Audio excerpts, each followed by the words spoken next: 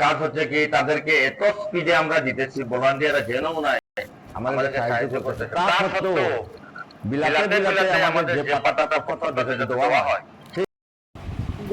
এই ভিডিওটা সম্পূর্ণ দেখার অনুরোধ রইল। পাতা বাবার ওখানে গেলে কি কি নিয়ম নির্দেশ এখন জারি করা হয়েছে, তো ভিডিওটা সম্পূর্ণ দেখার অনুরোধ রইল। Good evening. আজকে একটা নতুন খবর পেলাম। পাতা বাবার ওখানে যেতে হলে আগে থেকেই মানে সব কিছু জেনে বুঝে যাবেন। কারণ হলো এখন টাইম টেবিলে নির্ধারণ করা হয়েছে, ওখানে সবসময় পাওয়া যাবে না। সকাল 9:30 থেকে 7টা পর্যন্ত, সন্ধ্যা 7টা পর্যন্ত দেখা হয়।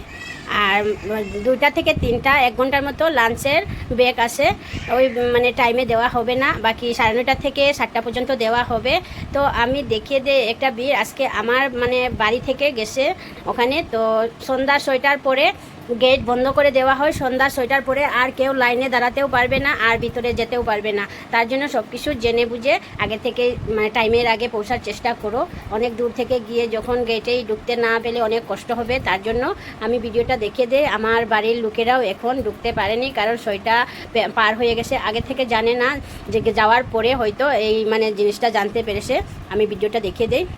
আমার বাড়ির লোকেরা মানে আমার মা গেছেন ওখানে, তো ত্রিপুরা থেকে মা চলে গেছেন। ওখানে গিয়ে মানে গেট পড়ে গেছে, পৌঁছার সাথে সাথে গেট পড়ে গেছে। তো গেটের ভিতরে আর যেতে দিচ্ছেন না। এখানে মানে অনেক ভিতরের লাইন, লম্বা লাইন আছে। 7টা বাজতে বাজতে আবার শেষ করতে হবে, তার জন্য অনেক অনেক ভিড়। দেখো এখানে গতকাল দেখেছি আমি রাত 3:30টা অবধি পাতা বাবা পাতা দিয়েছেন ওখানে। তো ঘুমানোর টাইম পর্যন্ত নেই, তার জন্য এখন এই নিয়ম নির্দেশাবলী করা হয়েছে ওখানে। সবাই জেনে বুঝে যেও। ধন্যবাদ ভিডিওটা সম্পূর্ণ দেখার জন্য। তো দেখো ভিড়টা অন্ধকারের মধ্যেও দাঁড়িয়ে আসে সবাই। তো দেখতে থাকো বন্ধুরা। Thanks for watching friend.